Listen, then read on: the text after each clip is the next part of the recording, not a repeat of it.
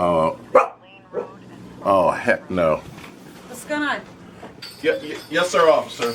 Hi, I'm from the Gaming Commission. I have a warrant to search a residence for a snakehead, and I'm here to confiscate it. My friends. Alright. Alright, thank you, sir. Alright, so you're here because you heard I have a snakehead. Yes, so people in the community are saying you have a snakehead. Well, they've mistaken the snakehead for what's really called a Pike Cichlid. But I'm not going to stop you. You said you have to look at every single tank? That's correct. As you can see in here, these are all my fish. I mean, you can ask me any questions if you want, but again, no snakehead in here. Okay. I mean, I can take you to the tank where I think what you're talking about. So let's go there.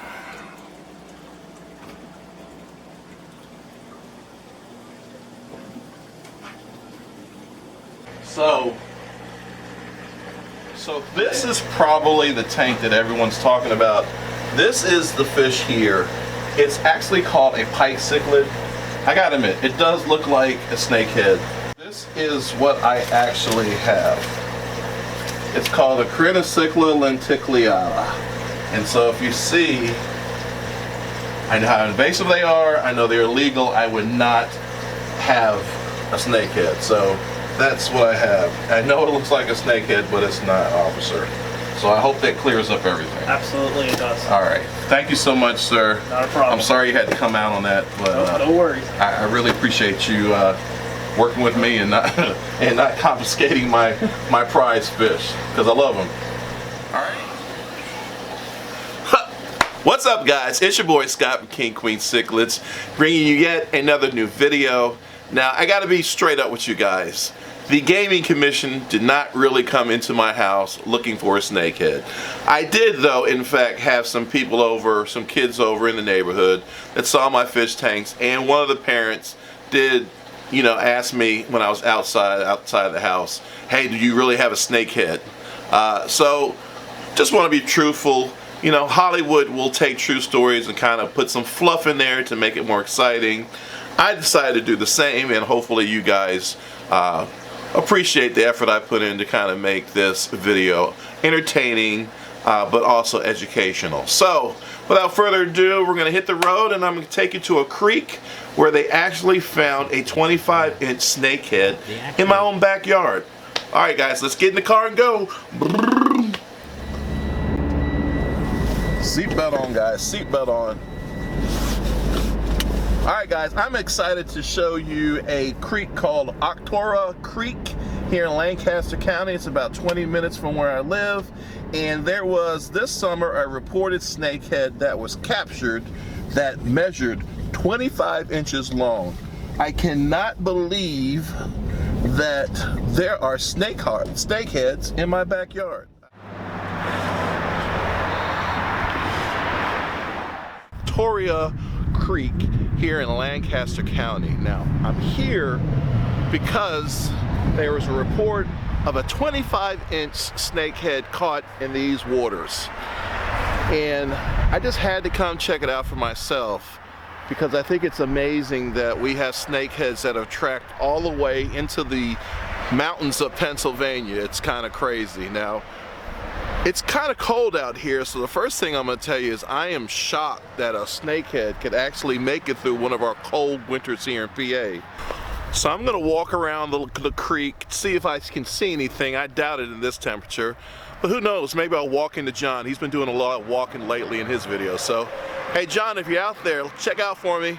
The first thing I have to tell you is I must not understand what a creek means, because this thing is huge. I mean, I would consider this a lake if I didn't know any better, and I'm a city boy, so that's probably why I feel the way I do, but I can't get over how much water, let me see, is actually behind me. It's pretty incredible. The other thing that's incredible is there are pockets of ice out here, and I bet you it doesn't take much for this thing to freeze over. But back to my point, someone caught a 25-inch snakehead in this local creek. I mean, it's only like 20 minutes away from me here in the Akhtar Creek in Lancaster County. I just had to check it out, and I was hoping to run into some people that might know about catching the snakeheads, but no one's out here, and they're probably smarter than I am because it's really, really cold out here. And pretty muddy and a little bit slippery too. I mean, the thing that's mind-boggling to me is that it's probably 30 degrees out here. And these snakeheads come from, the Asia area, Himalayas. There's some that are found in Russia, some that are found in Africa. But for a snakehead to be able to live through our PA mountain winter, I mean, it gets downright nasty, nippy cold here. And I know the ice freezes over, especially in these waters. So we must be talking about some really tough fish that are able to survive our winters. There's nothing like, for me, being in a big body of water. All right, let's get back to the fish room where it's warm. Let's talk more about the snakehead, but more importantly, let's talk about the Pike Cichlid, which is a great alternative for those of you guys who love snakeheads, but of course, because they're illegal, can't keep them.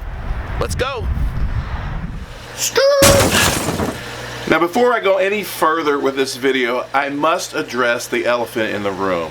And yes, I know, there was a video put out about me, an entire video about me and my channel. And I know a lot of you guys are here just waiting for a response. So I know how valuable everyone's time is. I'm just going to take 5 seconds to respond to it, and then we're going to get back to the video, okay? So here's my response.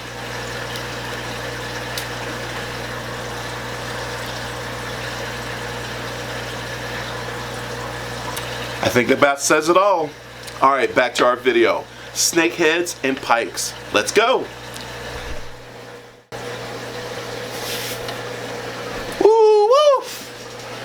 Alright guys, we are back at my fish room where it is so much warmer than what it was outside. It was freezing outside.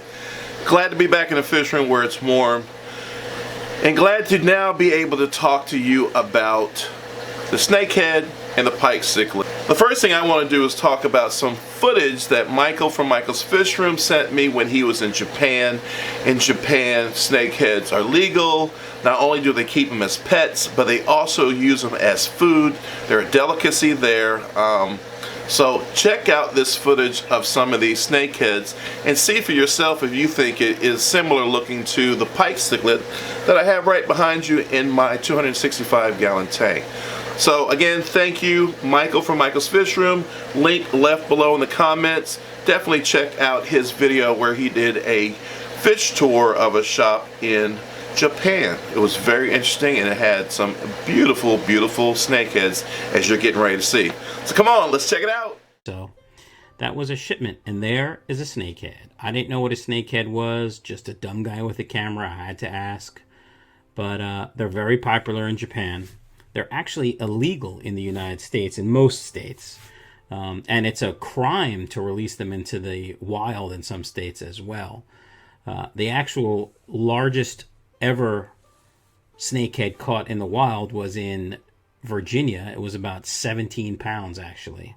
There's a huge population of them in Virginia and also Florida. A couple other states have mentioned it, Maryland, California, just to name a few. Hey!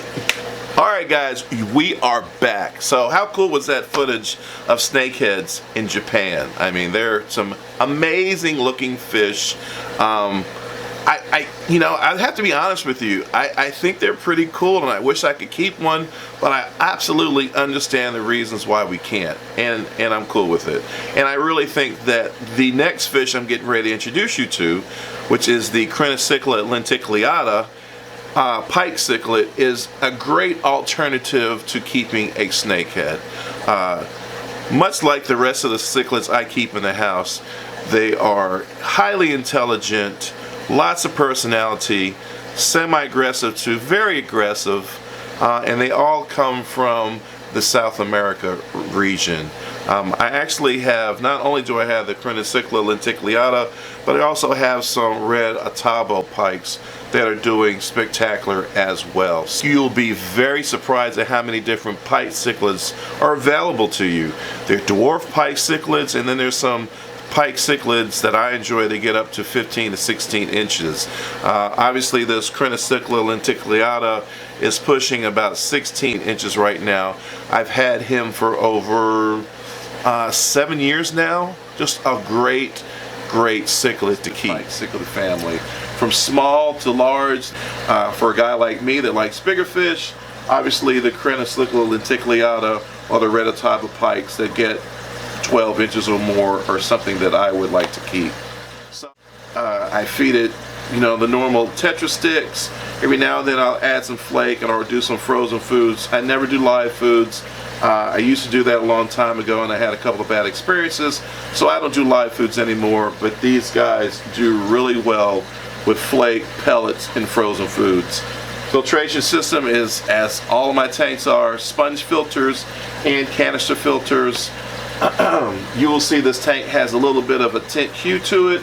It's because of the Malaysian driftwood I have in it. I just like that particular look.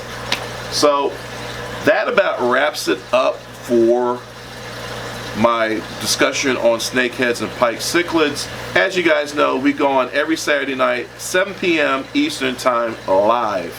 And what we generally do on our live streams is we talk about the video that we just put out and answer questions, comments, and etc. So if you have any other questions or comments, be sure to leave them below or store them and bring them to us Saturdays at 7 o'clock, where I'll be glad, or Liz will be glad, to answer them. Other than that, I really appreciate everyone's support. We are so close to hitting 5,000 subscribers, so don't forget to hit that subscription button. If you haven't hit it already, please hit that thumbs up. And if you didn't enjoy this video, leave me comments below letting me know what I can do to improve your experience at King Queen Cichlids. Alright guys, again, thank you so much for viewing, and we will see you Saturday night at 7 o'clock. Bye bye.